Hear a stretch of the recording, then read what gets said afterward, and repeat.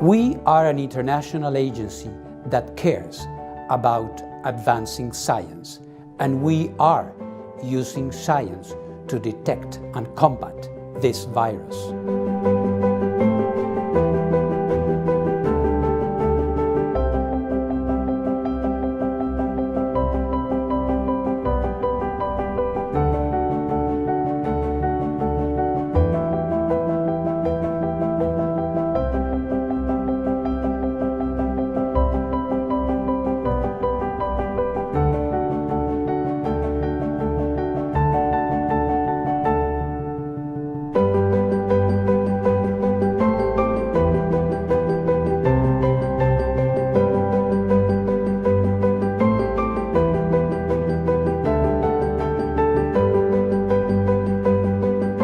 The International Atomic Energy Agency can help our member states detect this virus.